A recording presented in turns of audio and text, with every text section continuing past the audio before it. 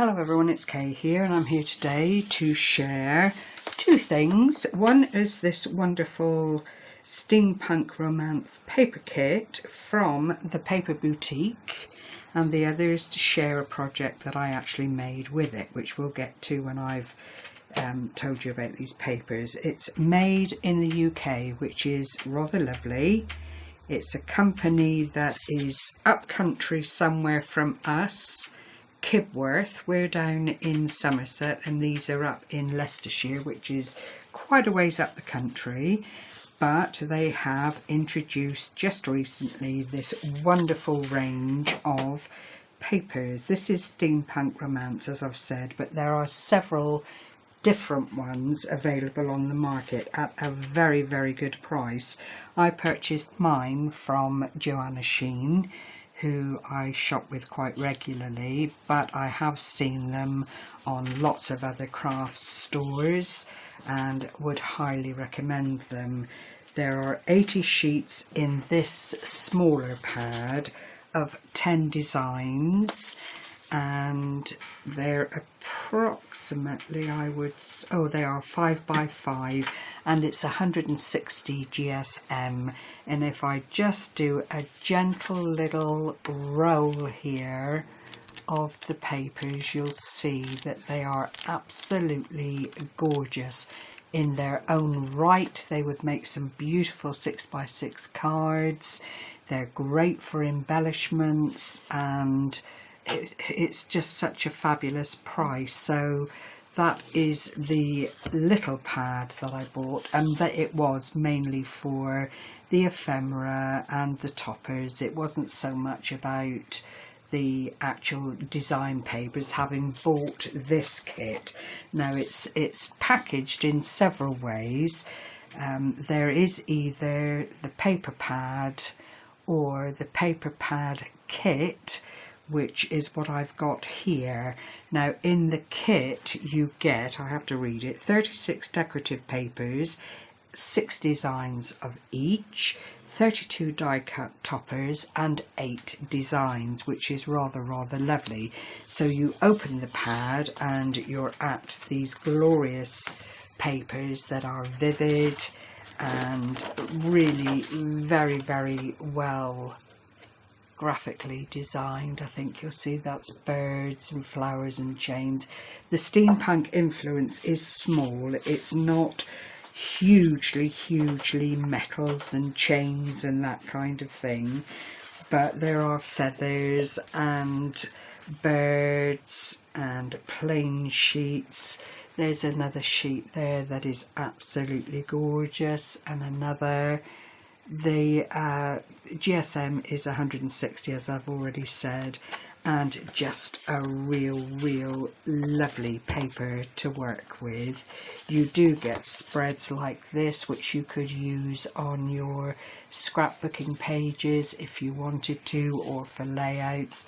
It lends itself to all the usual kind of paper crafts, and is actually, I can't say it enough, great value for money.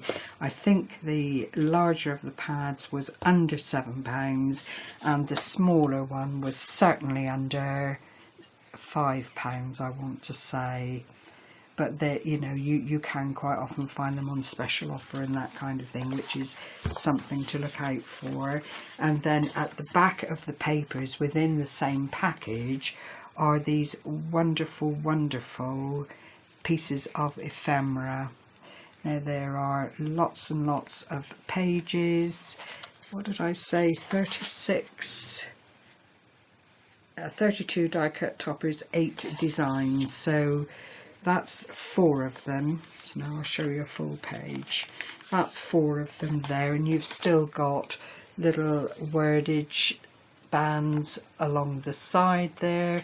These are all die cut. What I've done for the project that I've made is cut them down quite considerably, still holding on to the main part of the design. And then the other one is this beautiful one here, sending you love on this day which belongs to you.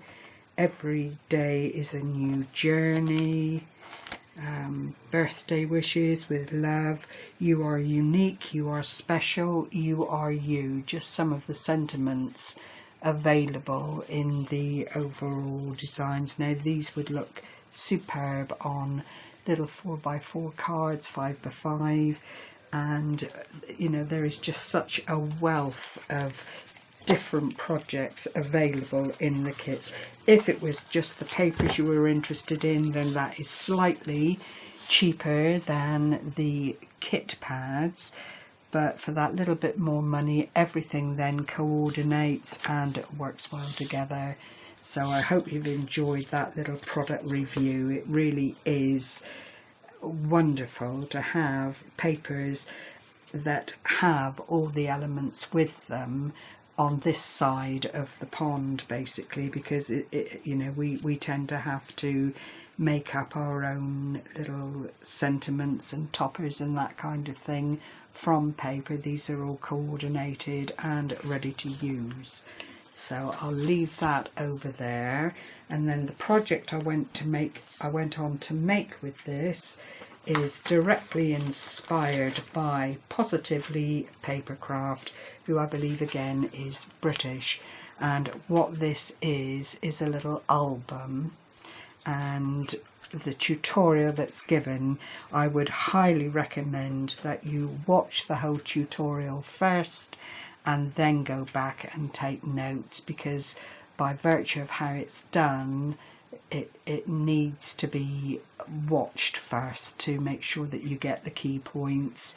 And because it comes across in several pieces, you may well find that you haven't quite got it all on paper in the way the flow would be needed to make it, if that makes sense. Sorry, I'm rabbiting on. But anyway, this is what it looks like from the front. And then from the side, it's an open plan, like so, plain on the back. I've not decorated the base, or in fact the top very much, but you open it up like this, and then inside are 8 pages, all with the hidden hinge system. Again, I've used the papers inside, as I'm sure you can see. And in each of the pockets is a tag. Now they're all different. I'll take them out and pop them back in again afterwards, but this is using the ephemera that comes in the kit. Love is like wine, it gets better with time. That was one of the ones I didn't talk about. I've only decorated the front of the pockets because I think anything else, it is a very thirsty project for paper and card, and I don't think it's essential to put something on the back of the pockets, really. It's up to you, obviously. But there's another of the little tabs. I've put a little eyelet in each one. This is the unique, you are unique, you are special, you are you. And it goes on and on and on throughout the 8 pages, and all I've done is cut them down to the size that I wanted and then layered them on white card, as white is the main background, using stitch circles, using stitch squares, and it really does come out really nicely.